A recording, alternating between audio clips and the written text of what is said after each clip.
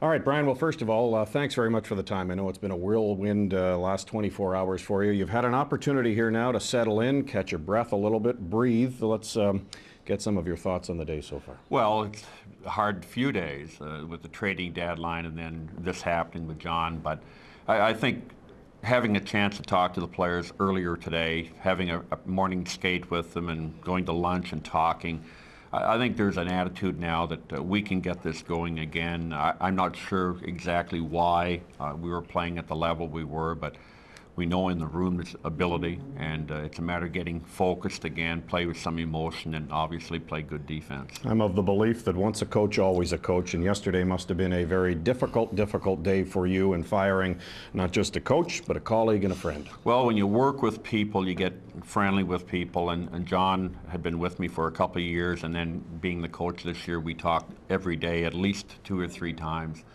And he wanted the opportunity. He felt that for whatever reason it didn't work totally, but it's very difficult when you have to do this job and do that to people.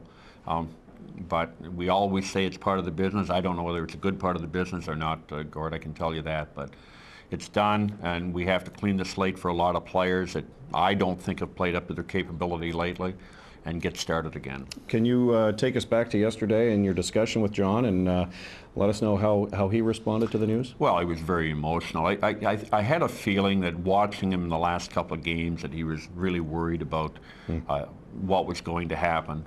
I don't think there's any doubt about that. As a coach, you know that when the players aren't playing as hard as they should be. Then the way we played, you could see it in his face that he was stressed a great deal. When I told him, he was very emotional. He was very respectful. He, as much as you can be when you're in that spot. We talked for some time actually about the organization going forward and how we can fit in possibly. And basically, all I told him was take a little time, give me a call in a few weeks, and see what we can do together. So, a good guy, good man. Some of the players took advantage of him being a nice man, and that's not fair to them, but it's not fair ever in this business, and we just have to correct that. Let's talk a little bit about that, Brian, if we can here. It's an interesting statement that you make here because John is such a good-natured, very conservative, cerebral kind of coach. Yet at the same time, this team got off to such a tremendous start. Given the start, how shocking was this news just a couple of weeks after the All-Star game, really? Well, I think there was a great carryover from the playoff run last year and the second half of the year, and the players were excited, and the preparation over the summer was meticulous. Really, John was in touch with the players regular, and they came in excited.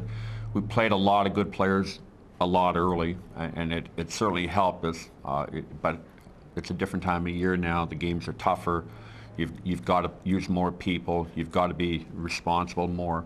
And for whatever reason, John had coached a number of the guys, but maybe everybody writes that there were different issues with goaltending and certain individual players. But I think it just was a general thing when one player slides a little bit and not covering his man properly, things break down in hockey very quickly. So you've got to get everybody on the same page. And I think a big part of it's the players that have to take responsibility, but we as management and coaches have to take responsibility too. And in this case, it cost the job. When you talked to the players and broke the news to them, how did they react? What was your reaction to their reaction? They were very gloomy. They had their heads down. They knew what was going on to an extent. I think there was a sense, there was so much talk about it that they certainly weren't unaware. They knew that the pressure was mounting, that this, because of the start, because of the history in Ottawa, we expect good things. We expect our team to play hard and win on a nightly basis. If they don't win, compete hard at least. And when we stopped competing as hard as we should have, I think they all felt something was going to happen. Maybe the trading deadline was going to do something. But we brought in 3 different players. We tried to give a little bit of an edge to a couple of people here. We could have traded more. I told John this. We could have made a big trade, but you would have given 3 or 4 players away for a rental, and that would have disappeared at the end of the year. So the players, I think they understood all of that. They're disappointed, I'm sure. But I hope it's a kick for them, too, that it makes them much more aware of playing hard. You've made two interesting statements in the last 24 hours. One that you've already alluded to in some of the players perhaps taking advantage of John, unexpectedly or expectedly. All that being said, you also said this morning after the morning skate, and you were asked about patience and how patient you were going to be, and you mentioned that you were going to get control of some of these players. Well, I think the only way you can control players today, the only way you can get players to play hard on a consistent basis is to spend time with them. You've got to confront individuals at times that aren't performing and hope that by pointing out different items to them that will encourage them to play more. Other than that, there's not a lot of leverage, Gordon. You know, we've got 21 players, 22 players here now. People talk about benching guys and sending guys home. Where do you find players? I've talked to so many managers over the last week or so. We're all in the same boat. You've got to get your good players to play well. And so my approach will be, as it has been always in the past, get in their face a little bit, do it privately, hopefully encourage them, hopefully point out some things that will help them, teach them a little bit, and expect them to play well. 18 games to go. Is there enough time? Well, we're going to play better. We've got a tough schedule. But there's enough time. If we just put our minds to it and our effort to it, I think we can get this thing turned around. It's going to be hard. The guys are going to have to buy in.